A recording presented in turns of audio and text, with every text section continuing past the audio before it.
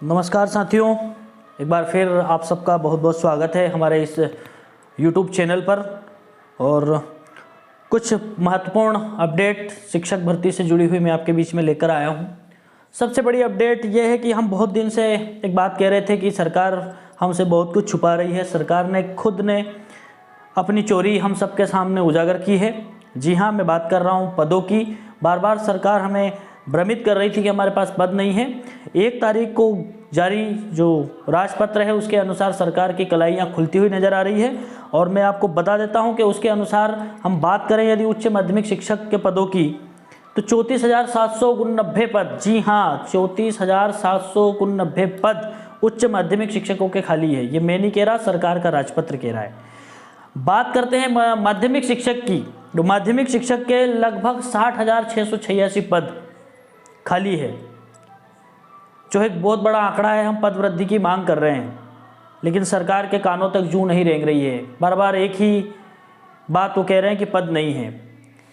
बात करते हैं प्राथमिक शिक्षक वर्ग 3 के पदों की। हमारी मांग केवल 51,000 पदों की है, जबकि जो राजपत्र प्रकाशित हुआ है उसके अनुसार सरकार ने खुद ने अपने आंकड़े दिए हैं कि लगभग 1,25,243 केवल शिक्षकों के पद, प्राथमिक शिक्षकों के पद खाली हैं। तो एक बहुत बड़ा झूठ मध्य प्रदेश सरकार का पकड़ा गया है और उन्हीं के राजपत्र ने हम जो हवाला दे रहे हैं मैं आपके सामने दिखा रहा हूँ। सारा डाटा आपके सामने आप देख सकते हैं, चेक कर सकते हैं राजपत्र के माध्यम से।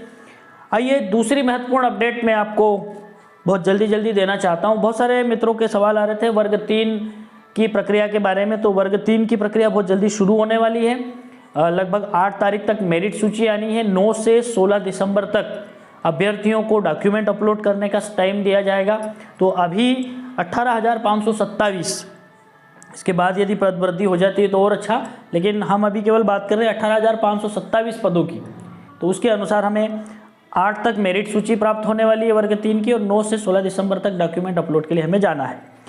आइए बात करते हैं राजपत्र की। राजपत्र जो जारी हुआ है इसने एक तहलका मचा दिया है। उसमें 2 बातें महत्वपूर्ण कही गई है, बहुत सारा विभागों के बारे में, लेकिन चूंकि हम शिक्षक भर्ती से जुड़ी बातों के संदर्भ में बात कर रहे हैं तो मैं आपको बताना चाहता हूं कि उसमें जो शिक्षक भर्ती से जुड़ी बात, उसमें 2 प्रोविज़न है। एक तो ये कि 18 के बाद माने 2018 की जो पात्रता परीक्षा, जो एलिजिबिलिटी टेस्ट था, उसे सरकार ने आजीवन कर दिया है। उसके बाद 2020 का भी वर्ग 3 का जो पात्रता परीक्षा हुई थी उसको भी सरकार ने आजीवन कर दिया है। अब एक और दूसरी परीक्षा की बात की जा रही है जिसे चयन परीक्षा का नाम दिया जा रहा है। हम ऐसे समझ सकते हैं कि एक विभागीय परीक्षा होगी, लेकिन मुझे नहीं लगता अभी इसका इतना इम्पैक्ट है। आने वाली नई परीक्षाएं जो भी होगी उसके लिए ही शायद ये नियम लागू होगा। अभी जो प्रक्रिया प्रचलन में है मुझे नहीं लगता उसमें इन चीज़ों की बाध्यता होगी। इसलिए बहुत सारे लोगों के मन में डाउट है अभी इसका इम्प्लीमेंटेशन कैसे होगा, कैसे सरकार करेगी, विभागीय परीक्षा कितने नंबर की होगी, ये सब बात का विषय है। लेकिन अभी यही चीज़ 2 महत्वपूर्ण निकल के आई है कि पात्रता परीक्षा 18 और 20 में जिन्होंने दे दी उन्हें नहीं देना है, वो आजीवन वैलिड है, और चयन परीक्षा देना है। चौथी महत्वपूर्ण बात हम करते हैं पद वृद्धि को लेकर। बहुत सारे साथी कह रहे हैं सर अब पद वृद्धि नहीं होगी, अब नहीं लगता नहीं होगी। 1636 पटवारी के या 1650 के करीब पटवारी के पद बताए गए थे जिसमें पद वृद्धि हो गई। मैं आपको डाटा दिखा रहा हूँ, आप देख सकते हैं, डाटा चेक कर सकते हैं, हमारी स्क्रीन पर अवेलेबल है। पटवारी के पदों में कल ही सरकार ने पद वृद्धि की है, जो बहुत ज़्यादा पद वृद्धि हुई है।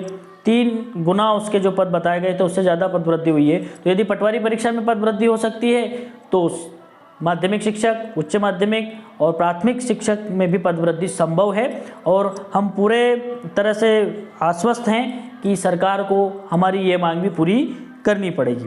नहीं करती है तो मैं बात कर रहा हूँ 5वें पॉइंट पर।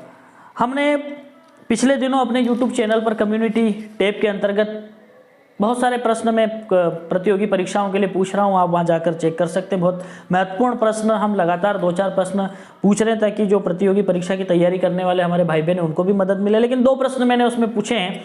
एक प्रश्न मैंने उसमें से पूछा था शिक्षक भर्ती वर्ग 1 और 2 में जो उपेक्षित विषय हैं, क्या उन विषयों का खामियाजा शिवराज सिंह चौहान को भुगतना पड़ेगा। 464 वोटिंग सैंपल हमारे पास उसके प्राप्त हुए हैं, जिसमें से 97% लोग कह रहे हैं हाँ मामा जी को इसका खामियाजा भुगतना पड़ेगा। 1% लोगों ने कहा है नहीं, और 2% लोगों ने कहा है कह नहीं सकते। आप देख सकते हैं हमारी स्क्रीन पर। दूसरा प्रश्न जो मैंने आज ही पूछा है, जिसके लिए 107 वोट प्राप्त हुए हैं, मैंने पूछा था कि क्या नए राजपत्र के अनुसार पात्रता परीक्षा और चयन परीक्षा, 2 परीक्षाओं का बेरोजगारी की जेब पर जो अतिरिक्त जो प्रभार पड़ने वाला है, जो अतिरिक्त दबाव उन बेरोजगारों की जेब पर पड़ने वाला है। 107 लोगों ने वोट किया, 93% लोग कह रहे हैं हाँ, इससे बेरोजगारों की जेब पर अतिरिक्त बोझा पड़ने वाला है। 6% लोगों ने कहा नहीं और 1% लोगों ने कहा कि कोई जवाब नहीं। इस प्रकार हम देख सकते हैं कि सरकार के खिलाफ युवाओं में कितना आक्रोश है और ये आक्रोश जन आंदोलन का रूप ले रहा है और भी बड़ा आंदोलन का रूप लेगा। 9 तारीख को और 10 तारीख को भोपाल में एक बड़ा आंदोलन है मानव अधिकार दिवस के विषय में। और मानव अधिकार आयोग में आप देख सकते हैं, मैं आपको दिखा रहा हूँ, मानव अधिकार आयोग की ईमेल पर मैंने अपनी शिकायत दर्ज की है और वो ईमेल आप भी देख सकते हैं, आपको लिखित में भी प्राप्त हो जाएगी। आप भी एक मेल जरूर करें। और साथ ही इसके बाद 8 जनवरी को जो करणी सेना का महाआंदोलन है, उन्होंने भी हमारी मांगों को समर्थन दिया है, इसलिए उसका भी बड़ा प्रभाव पड़ने वाला है। तो ये 5 महत्वपूर्ण जानकारी विश्वसनीयता के साथ। बहुत सारे लोग कहते हैं आप जल्दी वीडियो बनाया करें, मैं हवा में बातें नहीं करता हूँ, विषय को समझना पड़ता है। राजपत्र जैसे विषय को बहुत गंभीरता से समझना पड़ता है और राजपत्र के बारे में कुछ भी उटपटांग कहना मुझे नहीं लगता न्याय संगत होगा। इसलिए मेरे वीडियो देर से आते हैं, लेकिन मैं पूरी कोशिश करता हूँ कि बात केवल सपने दिखाने की नहीं हो, बात सच बताने की होती है, जो हमारा लक्ष्य है। धन्यवाद।